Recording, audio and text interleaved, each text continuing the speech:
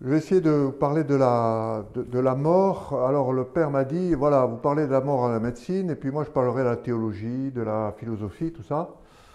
Bon, on n'est pas des schizophrènes, hein. Donc si je suis là, c'est que bon, j'ai quand même, je suis médecin bien sûr, mais aussi j'ai une vie à côté où j'essaie de mêler un peu tout pour essayer d'avoir une certaine unité de vie et de ne pas être un être dissocié, alors médecin d'un côté, chrétien de l'autre. Voilà, donc on va essayer de voir ensemble un peu comment voir la mort, bien sûr au plan médical, mais aussi au plan humain, hein, puisque la médecine elle s'adresse aux hommes. Alors, dans cette affaire-là, quand on parle de la mort, bon, moi, on m'a cité comme professeur, bon, très bien, mais on est tous concernés par ça. Mais ceci dit, je suis réanimateur, et dans la réanimation, la mort nous concerne, puisque pratiquement dans un service de réanimation qui fait de la réanimation, il y a à peu près 20 à 25% de personnes qui décèdent. Et alors, ça veut dire aussi que 80% ou 75% s'en sortent, hein. Donc ça aussi, il faut voir le bon côté des choses. Et ensuite, dans l'histoire du service de réanimation dont j'ai hérité, il y avait aussi tout un travail qui avait été fait en amont par mon patron, et professeur Bertrand et docteur Milan, ça avait été créé au moment de l'épidémie de polio, dont les plus anciens de vous se souviennent.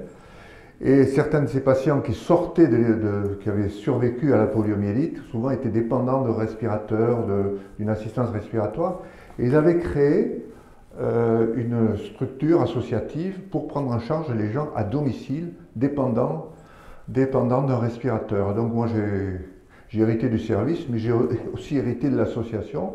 Alors on a essayé de développer cela en créant de l'hospitalisation à domicile, des secteurs médico-sociaux, pour justement prendre en compte tous ces malades dépendants.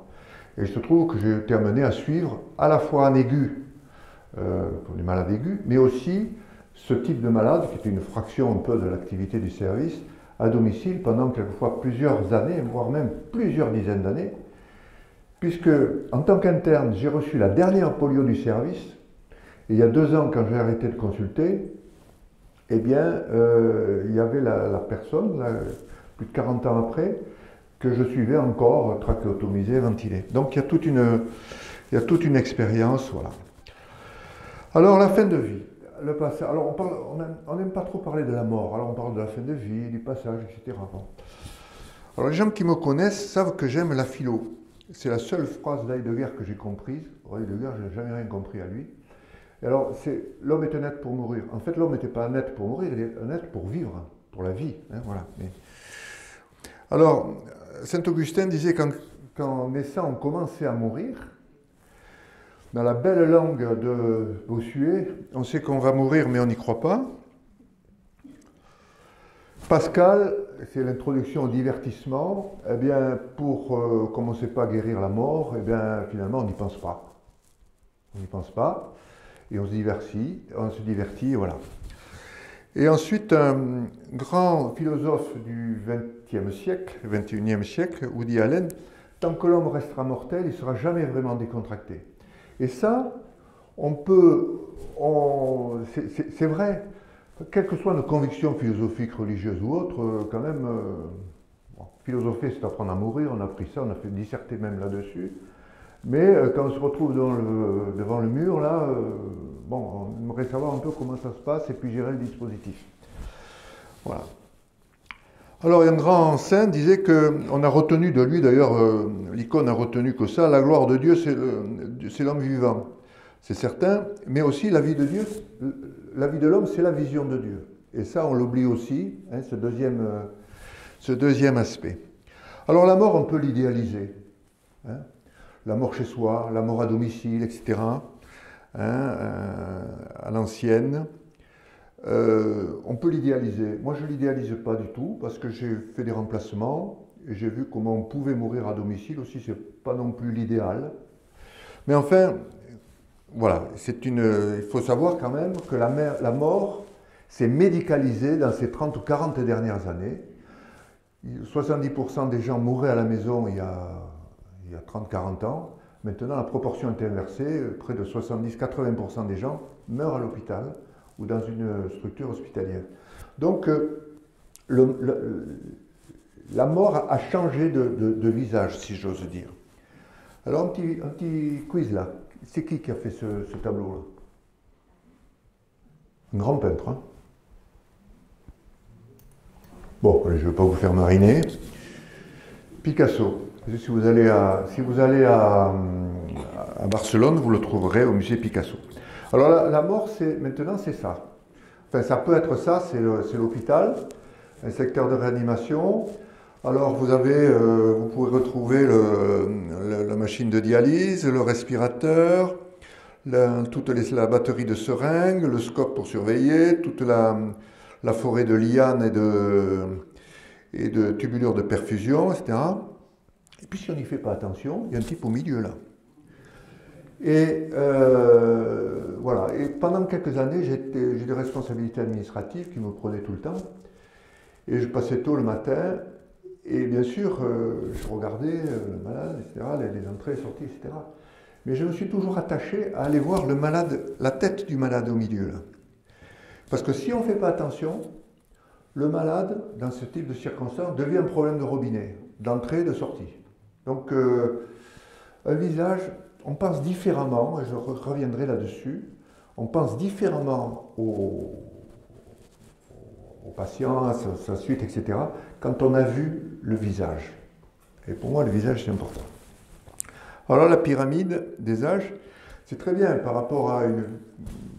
On voit la pyramide des âges idéale, et puis on a notre pyramide actuelle, où on a finalement beaucoup de gens d'âge moyen, et puis les personnes âgées, eh bien, il y en a pas mal.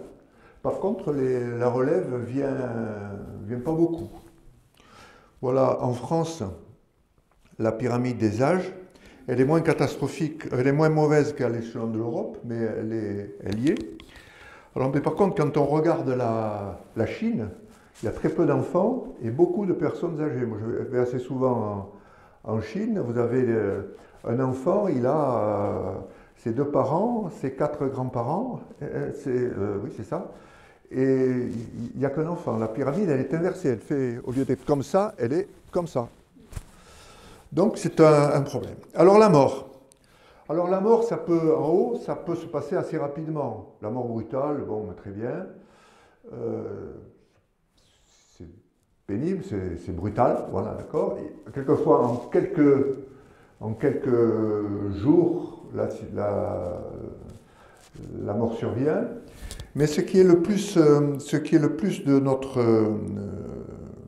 ressort, hein, pour ce qui nous concerne ce soir, et comment gérer ce type d'événement, au plan humain, au plan spirituel aussi, c'est les maladies chroniques, c'est-à-dire c'est les maladies, les gens qui ont par exemple une défaillance, qui se dégradent, ils font une défaillance, on les récupère, ils reviennent mais en état inférieur à ce qu'ils étaient précédemment, etc. Et alors jusqu'où va-t-on s'arrêter ou jusqu'où va-t-on continuer à prendre en charge? Est-ce qu'il faut s'arrêter là? Est-ce qu'il faut s'arrêter là? Ou est-ce qu'il faut s'arrêter là? C'est une question de problème. Et ensuite, il y a la chandelle qui s'éteint, la dégradation progressive telle qu'on la voit autour de nous. Alors, quelles sont les craintes des Français pour leur fin de vie? Ben, ils ont peur de souffrir inutilement. Ils ont peur qu'on s'acharne, hein, qu'on fasse un peu tout et n'importe quoi. Ensuite, ils ont peur qu'on ne les écoute pas, ou qu'on ne prenne pas le temps de les écouter. Parce que souvent, on tranche, on coupe, on tranche, mais on ne laisse pas le temps aux personnes de dire ce qu'ils pensent sur le moment. Et ensuite, ils ont peur d'être seuls ou abandonnés. Et donc, c'est quelque chose qu'en tant que médecin, dans ce type de situation, il faut savoir dépister, anticiper, sentir. Parce que souvent les gens ils sont sidérés devant nous, ils n'osent rien dire, ils vous regardent, mais il n'y a pas de...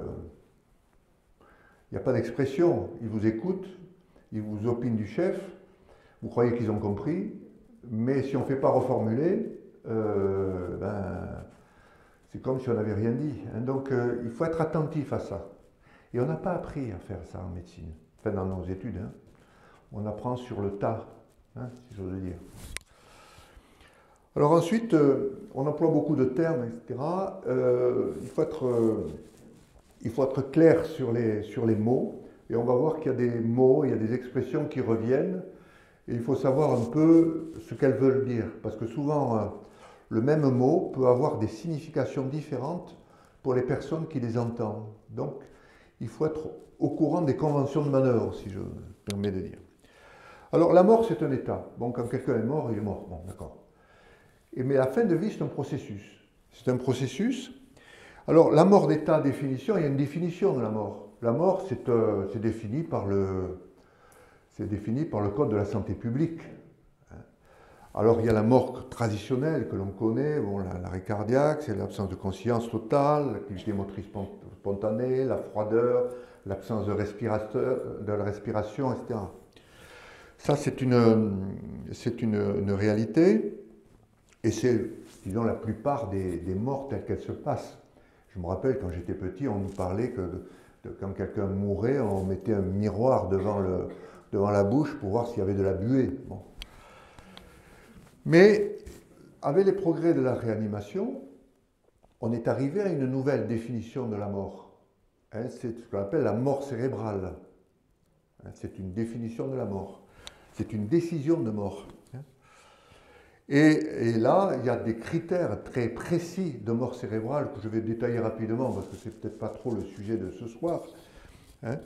C'est des patients qui sont en réanimation parce qu'ils ont eu un accident de la route, parce qu'ils ont fait un accident vasculaire cérébral, ils sont en coma, donc on les a intubés, on les a ventilés, ils sont en ventilation artificielle, en coma, et puis progressivement, on voit l'état qui se dégrade, On fait un électroencéphalogramme et on trouve un électroencéphalogramme plat. Et cet état de mort cérébrale a été décrit en France en 1959 par une équipe parisienne, à Claude Bernard. On appelait ça le coma dépassé. Et on voit, je vous ai cité, c'est la première fois où ça a été décrit. Et vous avez ici l'écriture de mon patron qui avait assisté à